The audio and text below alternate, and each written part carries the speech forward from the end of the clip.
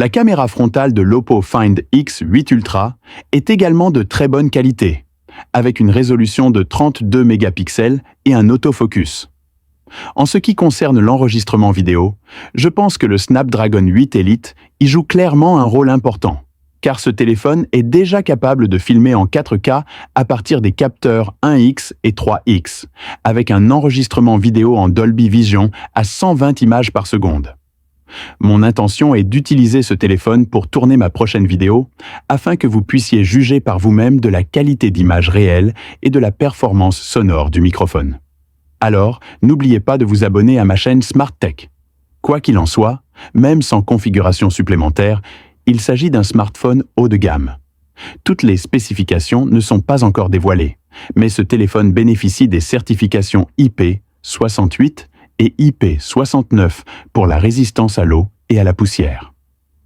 Il est également équipé de la dernière puce Wi-Fi 7, du stockage UFS 4,1 ETB et de 16 gigaoctets de RAM. On y retrouve aussi un émetteur infrarouge, une fonctionnalité qui disparaît de plus en plus sur les modèles récents.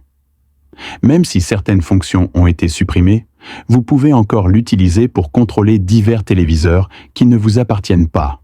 Un petit plus appréciable. Et ce n'est pas tout.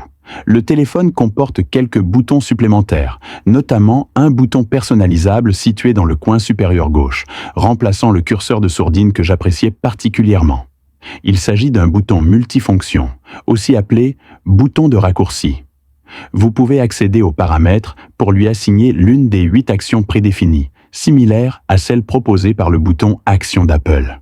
Toutefois, une personnalisation complète, comme lancer n'importe quelle application de votre choix, n'est pas encore disponible. J'espère sincèrement qu'une telle option sera ajoutée. Autre détail, un petit bouton tactile, placé sur le côté du téléphone, appelé aussi bouton de raccourci.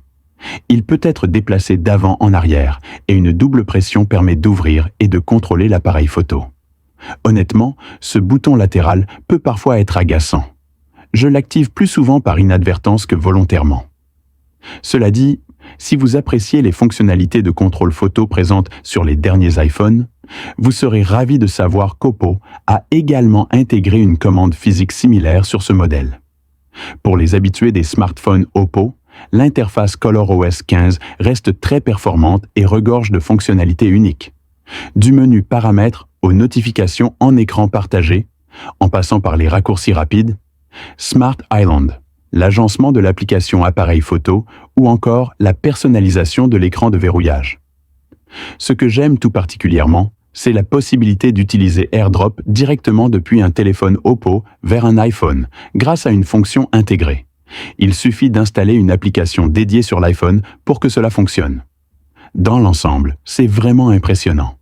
Pourquoi ne pas concevoir un téléphone qui combine l'esthétique et certaines fonctionnalités emblématiques de l'iPhone avec la flexibilité d'Android, tout en intégrant des spécifications techniques haut de gamme? Quels smartphones peuvent vraiment en dire autant? C'est exactement le type de produit qu'on aimerait voir chez Apple, et cela mérite réflexion. C'est tout pour aujourd'hui. On se retrouve très bientôt dans une nouvelle vidéo avec Smart Tech au rendez-vous.